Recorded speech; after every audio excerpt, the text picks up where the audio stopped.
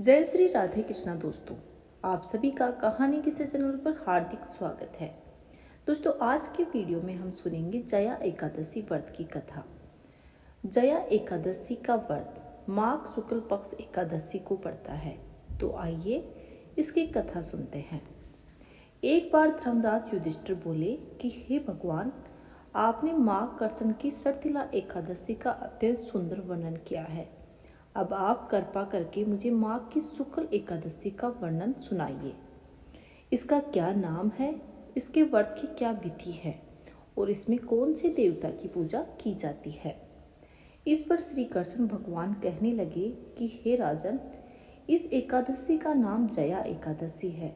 इसका व्रत करने से मनुष्य भ्रम, हत्या आदि पापों से छूटकर मोक्ष को प्राप्त हो जाता है तथा इसके प्रभाव से भूत, पिशाच आदि योनियों से मुक्त हो जाता है। दोस्तों, इस व्रत को विधि पूर्वक करना चाहिए।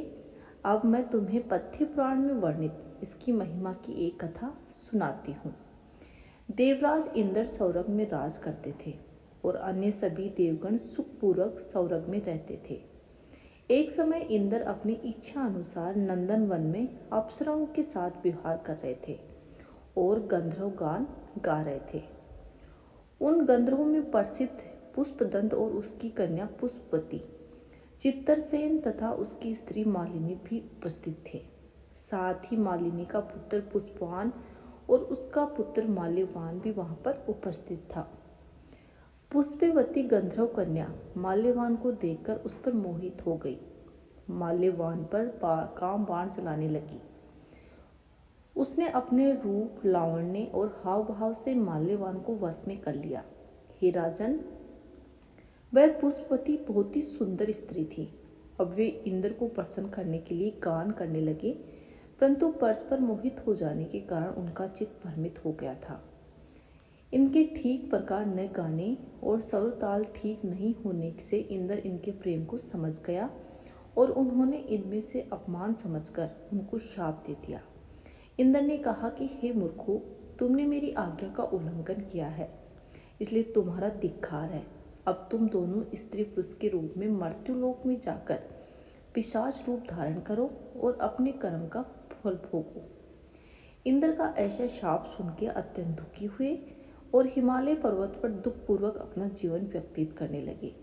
उन्हें गंध, रस तथा स्पर्श आदि का कुछ भी ज्ञान नहीं था।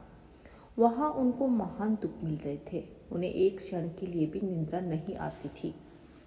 वह अत्यंत शीत था, जिससे उनके रोंगटे खड़े रहते। मारे शीत के उनके दांत भी हमेशा बजते रहते।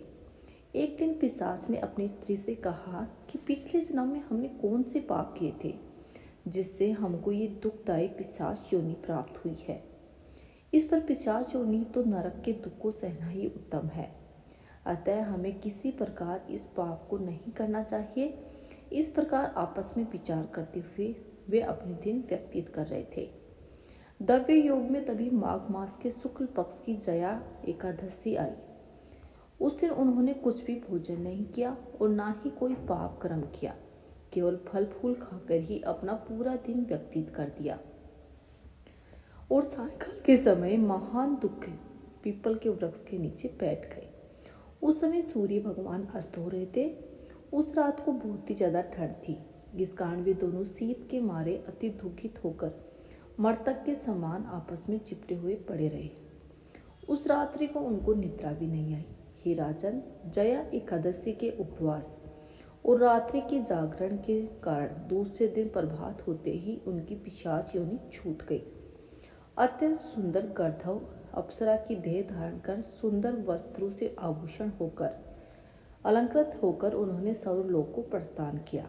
उस समय आकाश में देवता और उनकी स्तुति करते हुए पुष्पवर्षा करने लगे। सर्वलोक में जाकर इन दोनों ने देवराज इंद्र को प्रणाम किया।